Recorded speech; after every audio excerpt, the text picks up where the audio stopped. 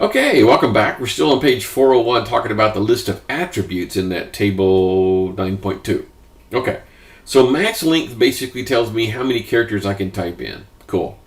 The next one is value. Value is the one I just showed you what's the starting value for what appears in the text box. Clearly it's just the default. You can erase it and do other things. The next one is required. Required is a very cool field. If I say that a field is required and I hit the submit button, which I don't have yet, it'll come back and say, wait a minute, you missed filling out this part of the form. Haven't you had that happen to you? Like you're filling out this long gargantuan form and you finally get down to the bottom, you hit the button and it comes back and says, you forgot to fill out the zip code. And you go, oh dang, and you scroll back up and sure enough, you left the zip code out. So you type in the zip code and hit the submit again. That's what we're talking about. I can tell the machine to expect this, and so it doesn't have to make a round trip. I don't have to send all my data to the server at the other end. Have the server say, "Dude, you missed something," and send a message back. Why don't you just have the browser say, "I'm not even going to bother to submit this. I'm going to check it for you to prevent you from having to have a round trip." Cool. All right. So one more time. Most of these guys are going to have both an ID and a name. I'm not going to do that yet on purpose because I'm going to show you something cool in a minute. Okay. So the next button we're going to learn on page 403, the next control we're going to learn on page 403 is the submit button.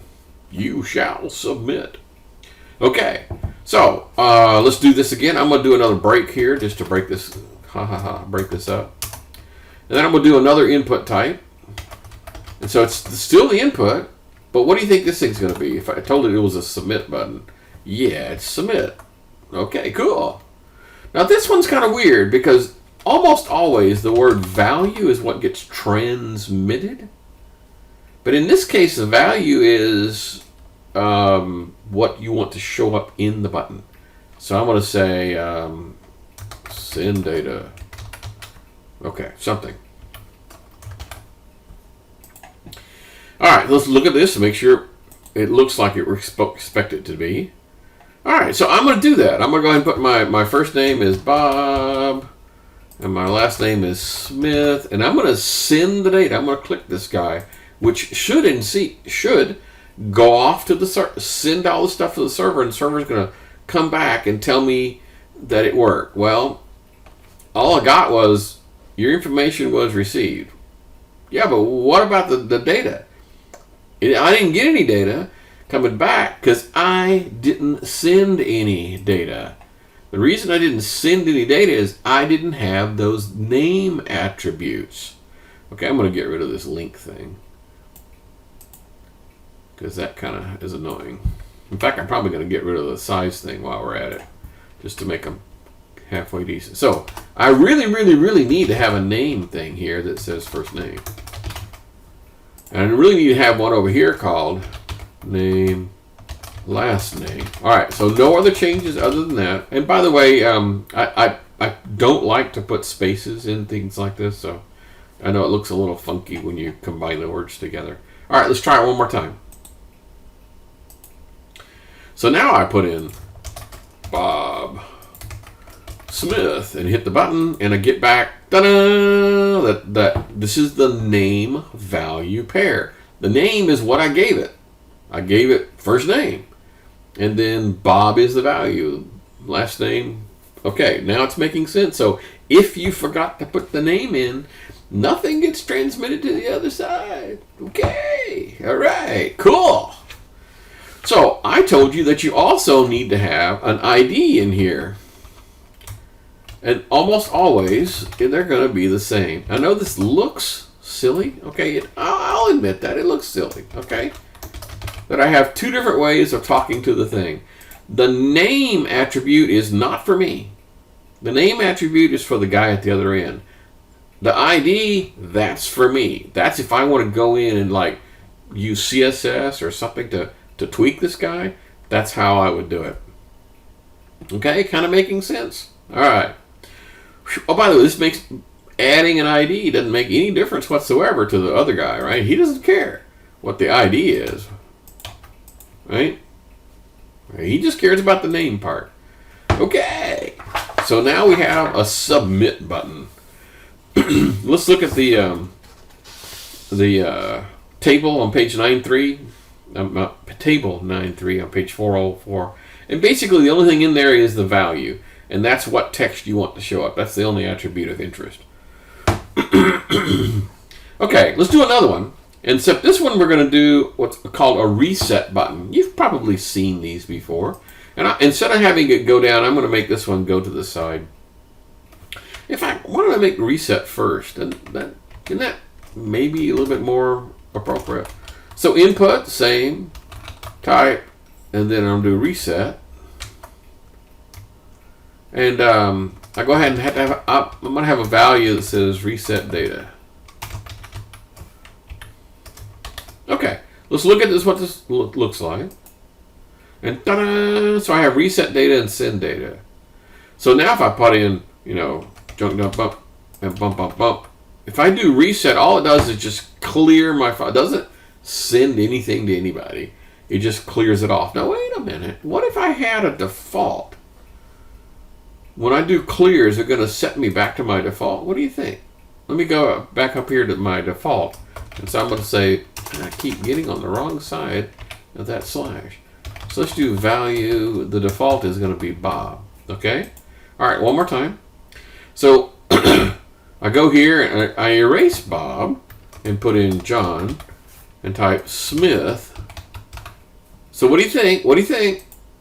Yeah. Yeah. It does what it's supposed to do. It goes back to whatever the default should be. So reset clears and replaces with the whatever the default is. It doesn't submit anything.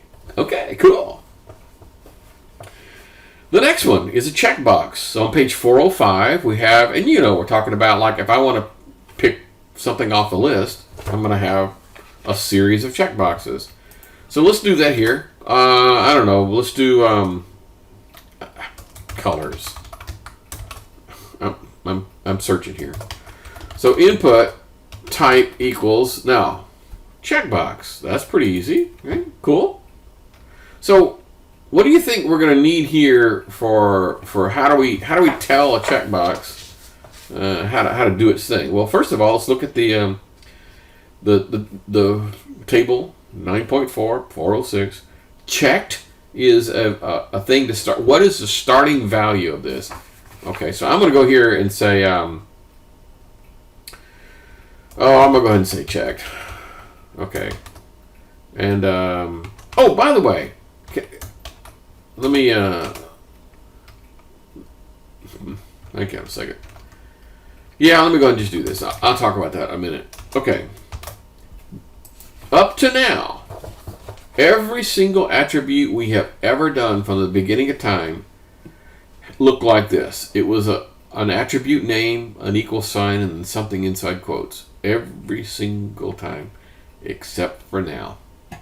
And now it's just plain old checked. Not checked equals nothing. And I will tell you, back in the days when we had very, very strict implementation, the XHTML, HTML 4.01 with the XML override, okay? That XHTML guy who was extraordinarily strict would not allow that. And so you actually had to come up with you actually had to have a value. And so what you did is you said checked equals checked. Now, thankfully, those days are gone, but that is one of the cool things. So this is the checkbox, but what do I want to call this thing? Well, I'm gonna need to give it a name. Well, and an ID too. So let's do ID and I don't know. Okay, I got it. We're gonna say, are you a junior in school? I'm gonna go ahead and do name. Junior. Okay. And then I'm going to grab another one of these guys. So it's not color. It's going to be, what's the right term for this? Grade? Status? I'm going to say status since I don't have a clue. So I'm just going to grab this and make 2 of them. So you're either going to be a junior. Actually, this is a horrible example because you could do both. Oh, man. Okay, let me go back to colors. All right. What colors do you want? Okay, this would be blue.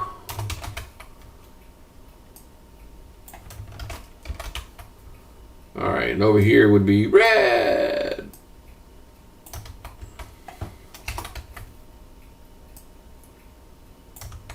And I'm not going to make this one checked. Okay, I'm going to go ahead and put a break here. And let's see what this thing looks like, because that's kind of weird. All right. So, colors. And I can have one of them checked, none of them checked, both of them checked, whatever, right? Now, what I don't have is something telling me what the heck those things are. I forgot that. Okay, so where do you put that in here? Is there a magic way that you can go in here and just associate the value with this guy? I mean, the actual text? Not really. Do you want the stuff to appear before or after the checkbox? Kind of your choice. So this is mechanical. I go in here and I just say blue. And over here I say red. I mean, it's kind of mechanical as hell. And there you go. So now I know that's the blue one and the red one. So let me go ahead and put some stuff in here and hit the data. Whoops. And it tells me that the blue is turned on. Hey, let's go back and do both blue and red. Yay! So each one of those is turned on. Cool? Okay. All right, so check boxes are pretty cool, and it should be fairly obvious that you can have a beginning value with the checked, or you can have them both. You can have them both checked, you have none of them checked. It's perfectly okay. All right.